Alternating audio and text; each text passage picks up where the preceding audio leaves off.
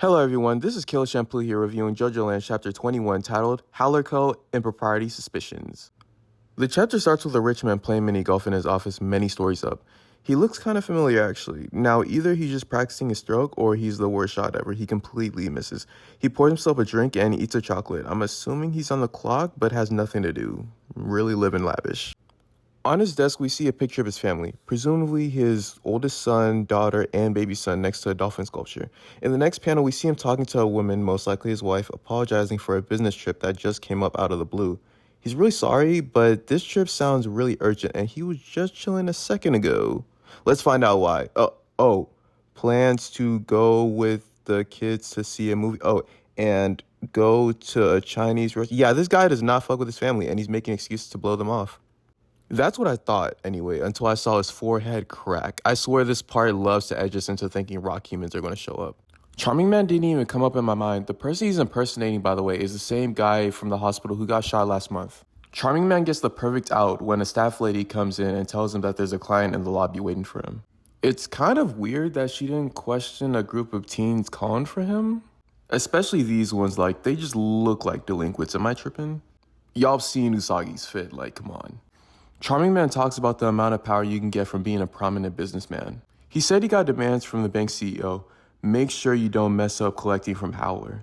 Charming Man says he was able to change the security passcode, and Jodio says that from now on, Howler, the guy, will be depositing his assets into their account. We see a nice shot of a train running and pan into a closed clothing store, presumably in a mall. Inside is the gang, Meryl May, and the new kids surrounded by pictures covering the walls of various design concepts. Someone's got to take a picture of this now because I guarantee you Araki's going to reuse at least one of these designs on a real character in the future one day. Meryl May motions towards a seat next to her, basically telling the little kid to sit down. Usagi starts referencing The Walking Dead. This is funny for multiple reasons because number one, this is a little kid that's like 11. Why would she be watching The Walking Dead, let alone binging the whole series, like 12 seasons? Number two, he basically starts threatening her, saying that they're going to smash her into little bits. As you can tell, he's got a pissy attitude from her basically giving him cancer for the last few chapters. I love all these little references that let you know that this is all taking place during modern times, unlike the previous parts. She just ignores Usagi. Jodio offers her a drink and she declines. Lulu, that's her name, I forgot. She's confirmed to be 11 years old and she'd be arrested and sent to prison for about 10 years if let out.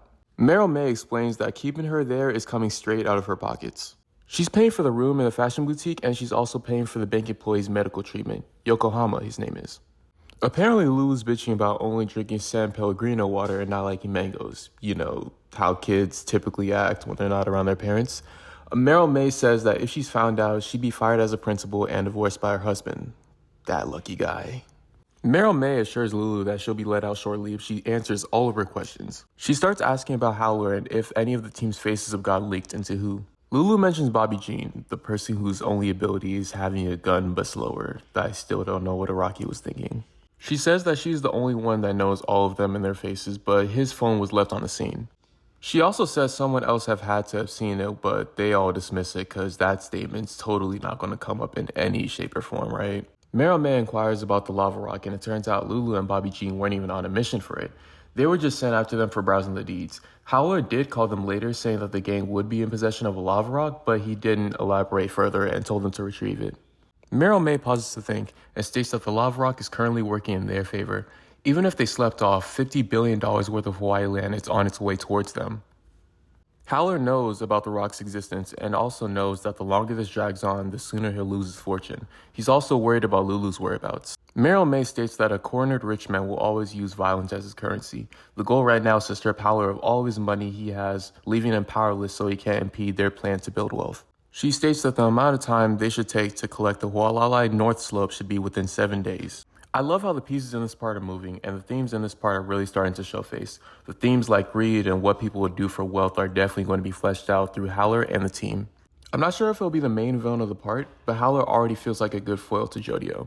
One has all the wealth he wants and wants to keep it, while the other is poor and wants all the wealth he can get on the island. We cut to Howler getting driven with some fine shit in the car, while all of a sudden the driver stops and Howler starts cursing him, kicking the seat. The street starts to flood, trying to protest and badmouth Howler. Reporters spawning out of nowhere. Apparently, all of this chaos stems from the fact that the Howler family, 54 years ago, used deep connections with the munitions industry to acquire the land on the north slope of Hualalai illegally. That was embarrassing. This puts into question their claim to their own fortune, so bankruptcy might be possible. Reporters braid Howler, but he denies everything, standing 10 toes down. A mom comes through with a picture of her son who got both his arms and legs blown off by a weapon his company manufactured and cries at Howler. Howler just turns around and curses her out on some Ed Wensler shit. I know this is supposed to be serious, but this exchange was just so funny to me. Howler, my son lost both his arms and legs to a weapon you produced. What do you have to say for yourself? Howler just turns around and is like, fuck you. A female lawyer steps in to break him away from all the oncoming pressure as he steps inside the building. He stops in the hallway and starts venting to himself about how his family deserves the wealth and he hates poor people and yada yada yada. He looks behind him and has three characters looking very bizarre. Among them, we have the lawyer from earlier, and Howler asks if he hired them. Key West is the lawyer's name. She has a collared shirt with a W crest under her collar and on her shoulders. She's wearing a cap with the words Key in a funky font and has a long skirt. The second person is a police officer by the name of Lam Shabang. A police officer, eh? Okay, Rocky. I deadass thought she was a stand when I first saw her. You know how everyone was clowning the prison inmates in part 6 for dressing it like anything but prison inmates? This is like that to the 10th power. Besides her holster, what about her says police officer? She has face tattoos of birds carrying flowers with hippie glasses on. She's wearing a soft collar fit that ends off in a miniskirt and a bra outline within it that displays the word Fury on her chest. She's also wearing mesh or crosshatch arm sleeves and shin guards. Low-key one of Iraqi's weirdest designs yet. The shoes are fire though. The last guy's a firefighter by the name of Ningpo. No last name. He has a firefighter helmet and a raincoat. Calm little fit. But I like his design because his face looks like it was taken straight out of part 5. It's uncanny. Apparently they were all friends of Bobby Jean's and want to find out who killed him. Howler's just standing there, still quiet and unsure what to say. The three checked out Bobby's corpse and found nothing on what his cause of death was. The hospital area was left very wet, and it wasn't even detectable as to what angle Bobby was hit from. They mentioned distinctly a shot that went through the top of his head and out the bottom of his jaw. I think y'all remember that one. They know it was the work of an enemy stand user, and they're asking Howler because he hired Bobby Jean to kill someone.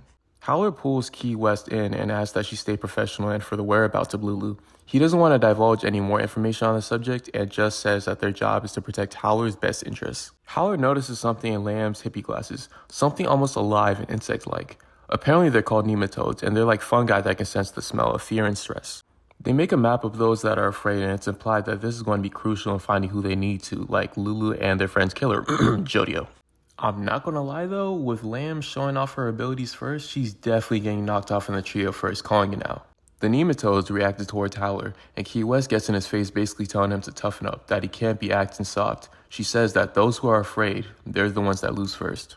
Before they leave, Key states that they found no images on Bobby's phone. However, they looked on a search tree and found that he accessed Armed Forces military records soon before he died. He found Paco, bro. They found Paco, bro. Anyways, this is an amazing chapter, and Howler getting more characterization and focus is just what the fandom wants. The trio looks really cool too, by the way. I like them. I feel like them having real-world professions and their previous established friendship with Bobby really grounds them and makes every bit of dialogue come from a different place other than just villain NPC dialogue, you know? I can't wait to get more from them in the future. Anyways, that's all for Jojolands Chapter 21. If you haven't already, please like and subscribe because I plan on producing a whole bunch more content. I'm just getting started. This is Kill Shampoo taking my exit.